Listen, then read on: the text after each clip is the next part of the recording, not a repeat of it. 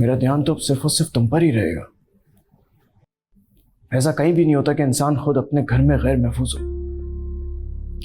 आप बिल्कुल परेशान मत हो वकार। कैसे परेशान ना हो आफरीन?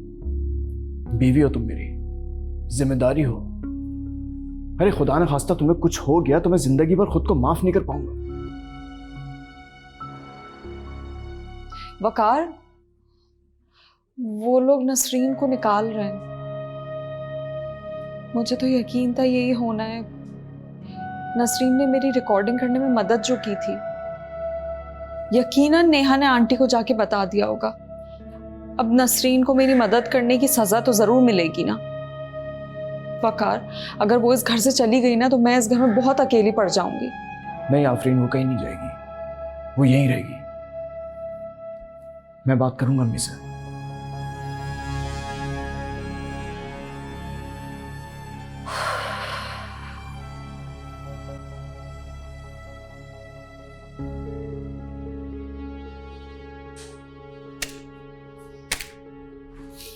ये लो, मेरे साथ रहोगी ना तो ऐसे ही ऐश करोगी।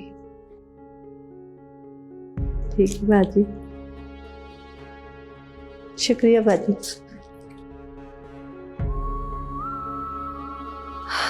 तुम सब मिलकर भी मेरा कुछ नहीं बिगाड़ सकते, क्योंकि आफरीन सब पर भारी है।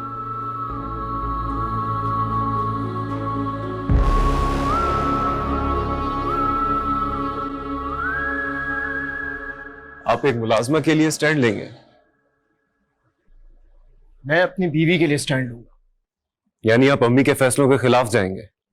मजबूरी है, क्योंकि अम्मी अपने दिमाग से नहीं सोचती है।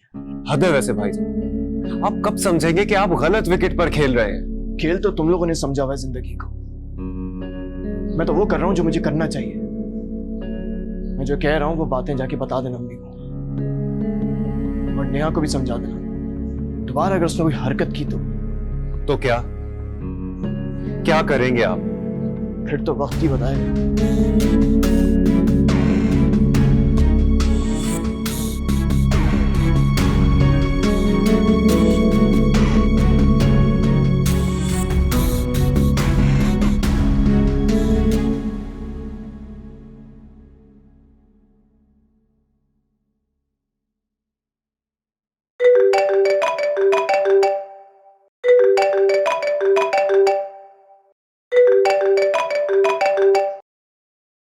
हेलो, अस्सलाम वालेकुम।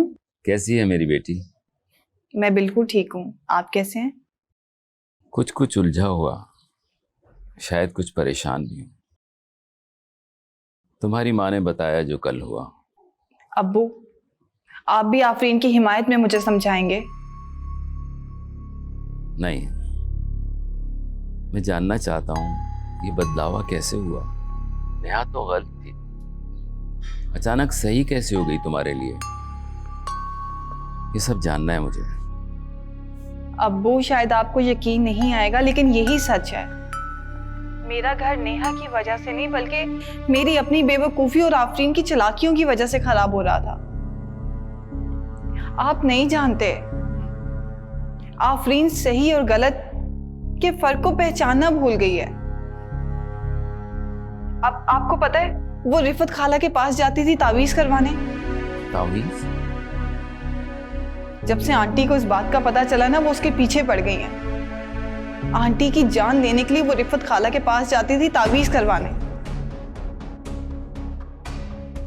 मुझे तो यकीन नहीं आ रहा कि ये सब कुछ मेरी बहन ने किया है।